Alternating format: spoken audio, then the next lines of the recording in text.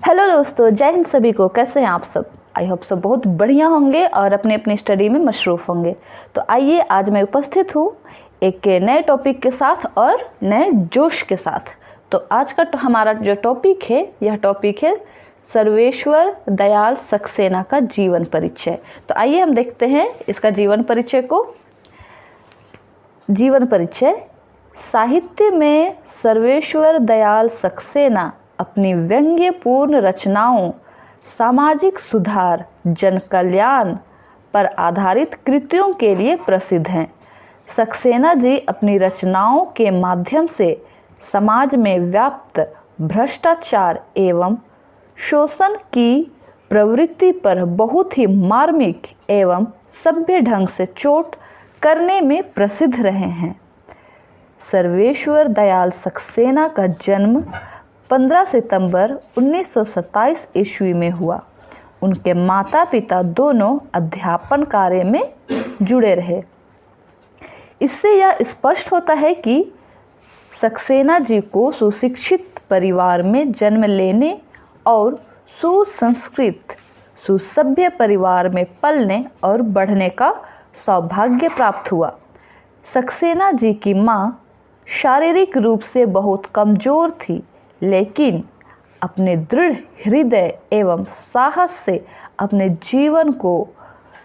जीवन की सारी कठिन परिस्थितियों का उन्होंने डटकर मुकाबला किया। वे शारीरिक अस्वस्थता के बावजूद आर्थिक संकट से उबरने के लिए अपने जीवन के अंतिम समय तक अध्यापन कार्य से जुड़ी रही। सक्सेना जी के पिता भी अध्यापक थे। सक्सेना जी के लिए यह बहुत सुखद अवसर प्राप्त हुआ था कि शिक्षा के क्षेत्र में आगे बढ़ने के लिए यह पारिवारिक परिवेश उनके लिए बहुत सहायक रहा। माता पिता दोनों के सुशिक्षित होने के कारण सक्सेना जी को ज्ञान प्राप्ति के लिए भटकना नहीं पड़ा। उनका मार्गदर्शन सक्सेना जी को मिलता रहा।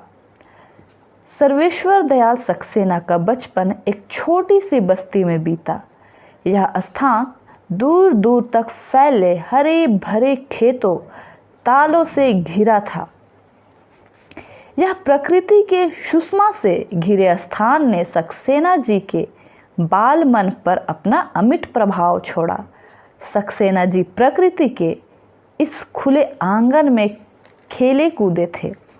यही कारण था कि कवि के हृदय में प्रकृति की सुंदरता समाई हुई थी, जो किसी न किसी रूप में कवि की रचनाओं में यत्र तत्र अपनी छटा दिखाती रहती है।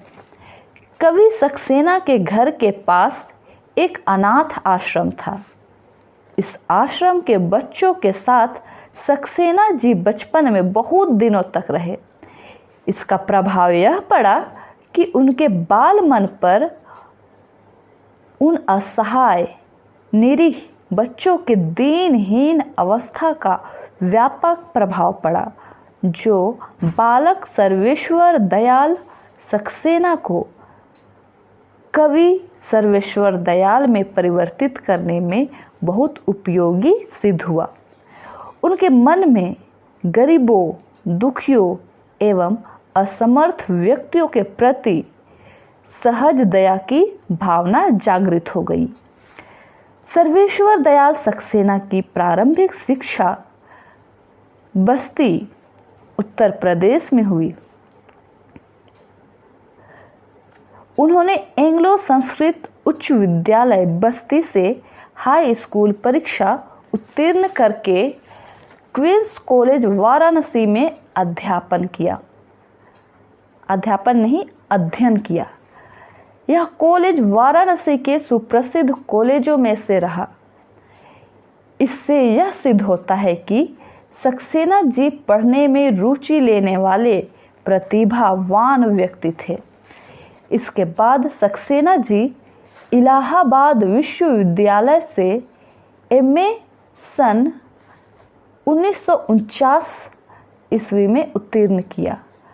अध्ययन पूरा करने के बाद सक्सेना जी जीविकोपार्जन का कार्य ऑडिटर जनरल इलाहाबाद के कार्यालय से प्रारंभ किया। तत्पश्चात कुछ दिनों तक अध्यापन कार्य करने के बाद वे आकाशवाणी में सहायक प्रोड्यूसर के पद पर कार्य करने लगे। सर्वेश्वर दयाल सक्सेना का साहित्य के साथ साथ सांस्कृतिक, सामाजिक और राजनीतिक गतिविधियों से भी सक्रिय रूप से जुड़ाव रहा। सक्सेना जी का विशेष झुकाव बच्चों की ओर था। उनके मन में उनका विकास के प्रति एक ललक थी, यानी बच्चों के विकास के प्रति एक ललक थी। यही कारण था कि कवि सक्सेना जी अपनी रचनाएं बालोपयोगी साहित्य में प्रकाशनार्थ भेजते रहते थे। उन्हें विभिन्न पत्र पत्रिकाओं में प्रकाशित किया जाता रहा। अर्थात वे ऐसी कविताएं लिखते थे, ऐसे रचनाएं लिखते थे जो कि बच्चों के विकास में सिद्ध हो, उनके विकास में हेल्प करे। उनकी रचनाओं का अनेक भाषाओं में अनुवाद भी किया गया है। इसके अलावा सक्सेना जी प्रतीक और तत्कालीन अन्य पत्रिकाओं के लिए अनवरत लिखते हैं। उन्होंने सन 1965 ईस्वी में दिनमान साप्ताहिक पत्रिका के उपसंपादक के रूप में कार्य किया। कवि सक्सेना जीवन के अंतिम वर्षों में बच्चों की मासिक पत्रिका पराग का सफलतापूर्वक संपादन किया। ये जो पराग पत्रिका था, यह स्पेशली बच्चों के लिए था। इसमें बच्चों के लिए अच्छा हो, हित हो, उनके विकास के लिए उपयोगी हो, वैसी रचनाएं प्रकाशित होती थी। सर्वेश्वर दयाल सक्सेना ख्याति प्राप्ति कवि थे। वे सोवियत लेखक संघ के निमंत्रण पर पुष्किन काव्य समारोह में सम्मिलित हुए थे। सक्सेना जी की रचनाओं को अज्ञे जी द्वारा संपादित तीसरे तार सप्तक में सम्मिलित किया गया। इससे यह प्रमाणित होता है कि सक्सेना जी अपने समकालीन कवियों में महत्वपूर्ण स्थान रखते हैं। उनके साहित्यिक योगदान को हमेशा याद किया जाएगा।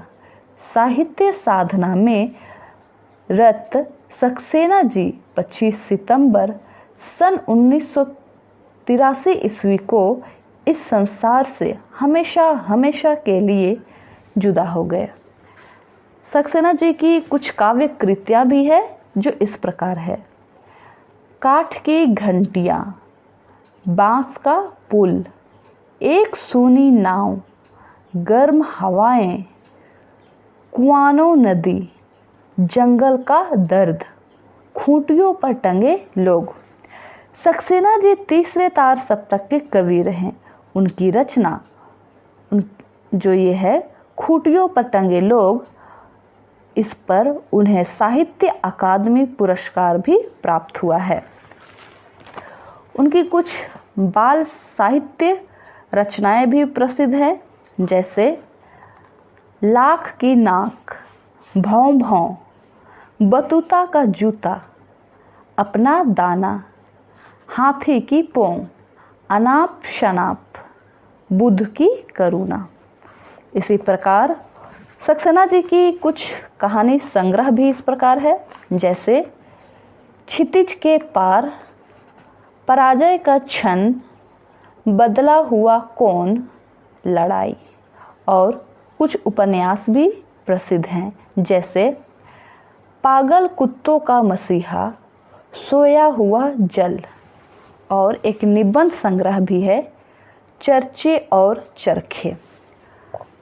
सक्सेना जी द्वारा कुछ नाटक भी रचित है, जो नाटक इस प्रकार है, जैसे बकरी, लड़ाई, हवालात, पीली बत्तियाँ, राजा बाजा बहादुर और रानी रूपमती, कल फिर भात आएगा, अब गरीबी हटाओ, होरी धूम मचियो रे। इस प्रकार सर्वेश्वर दयाल सक्सेना जी का जीवन परिचय संपूर्ण रूप से कंप्लीट होता है। वैसे इतने बड़े कवि को इतने शॉर्ट में पढ़ना तो संभव नहीं प्रतीत होता, परंतु हम लोगों ने अभी तक सर्वेश्वर दयाल सक्सेना का संपूर्ण जीवन का एक सारांश को जाना है। मैं आशा करती हूँ कि यह वीडियो आपके लिए ज़रूर हेल्पफुल रहा होगा। यदि हाँ तो इसे लाइक कीजिए, शेयर कीजिए और अगर चैनल में नए हैं तो मोस्ट वेलकम, चैनल को सब्सक्राइब कीजिए। Thank you for watching.